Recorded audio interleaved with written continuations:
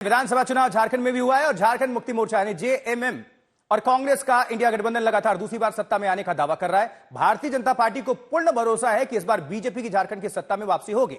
झारखंड को लेकर हुए एग्जिट पोल में अलग अलग दावे भी हो रहे हैं। अब देखिए जरा, एग्जिट पोल के बाद इंडिया गठबंधन और भारतीय जनता पार्टी ने भी अपनी अपनी जीत की दावेदारी ठोक दिए हैं। साथ साथ आपको हम दिखा भी रहे हैं क्या कुछ कहा गया है। एग्जिट पोल के जो अभी अनुमान है वो क्या कहते हैं आंकड़े। सत्यजीत का रुख करेंगे, झारखंड की राजधानी रांची से हमारे सहयोगी जुड़ चुके हैं। सत्यजीत, जो वोटिंग परसेंटेज है और ट्रेंड ये क्या कह रहा है, जनता के मन में क्या था, उन्होंने ईवीएम में कैद कर दिया है लेकिन अपनी अपनी जीत के दावे हो रहे हैं, तो दावेदारी सबके हिसाब से क्या कहती है इस वक्त, क्या समीकरण बन रहे हैं? देखिए, राजनीतिक दलों का दावेदारी जो है स्वाभाविक है। कोई जो चुनाव लड़ता है वो ये कभी नहीं कहता है आखिरी वक्त तक, जब तक परिणाम ना आ जाए, कि मैं हार रहा हूं। सभी यही कहते हैं कि जीत रहे हैं और आखिरी राउंड तक उनको भरोसा विश्वास होता है कि अगर पब्लिक ने वोट किया है, वोटर्स ने वोट किया है, तो उनके मुद्दों पे वोट किया है। अब यहाँ पे दोनों तरफ से दावेदारी हो रही है। इंडिया अलायंस को ये भरोसा है कि बिजली बिल जो वेवर किया गया है वो मुद्दा है। मैया सम्मान योजना जिसके तहत जो है हजार रुपए दिए गए हैं, 3 महीने वो अमाउंट जो है क्रेडिट हो चुका है महिलाओं के। और जो बम्पर वोटिंग हुआ है वो उसी का रिफ्लेक्शन है। महिलाओं की जो लंबी कतारें दिखी है वो उसी का रिफ्लेक्शन है। ये साफ तौर से इंडिया अलायंस के नेताओं का कहना है।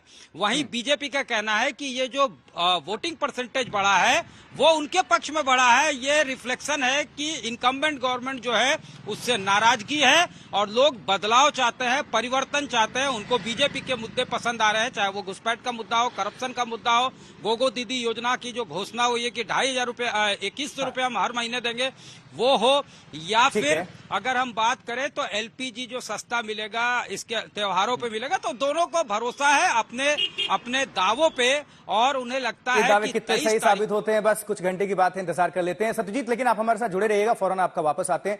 रिएक्शंस क्या आ रहे हैं, क्या प्रतिक्रिया आ रही है इस चुनाव को लेकर, जरा सुन लेते हैं हर एक पार्टी से। झारखंड में हमसे बड़ा सर्वेयर कौन हो सकता है?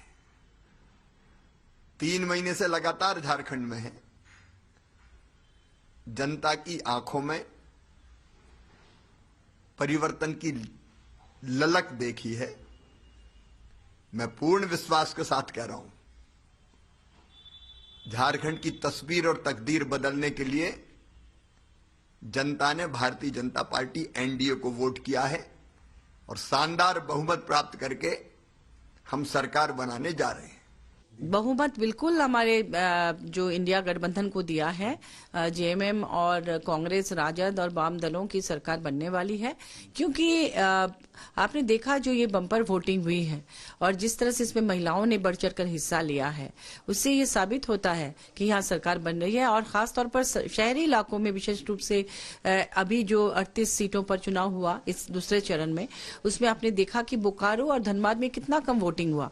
तो शहरी वोटर आमतौर पर माना जाता है कि इसमें भाजपा का आधिपत्य ज्यादा रहता है शहरी इलाकों में, तो वहां पर वोटिंग बहुत कम हुई है, उनके वोटर तो निकले ही नहीं है। हमें पूरा विश्वास है कि जेएमएम और कांग्रेस की सरकार बनेगी झारखंड में। वो अपने, क्योंकि प्रत्याशी और पार्टी भी अपने सर्वे करते रहते हैं, तो उस आधार पर हमारी सफलता होगी जरूर। सरकार की बनेगी सरकार। हाँ, जेएमएम कांग्रेस की सरकार। अब तक के ये इनका तकिया कलाम हो गया 2-3 चुनावों से। जिस समय लोकसभा का भी परिणाम आने वाला था, उसके पहले के एग्जिट पोल्स को इन्होंने खारिज किया था और कहा था कि हमारी सरकार बनेगी, 380-90 सीटें यूपीए जीतेगा। और आपने देखा कि तीसरे बार नरेंद्र मोदी जी के नेतृत्व में राष्ट्रवादी सरकार का गठन हुआ।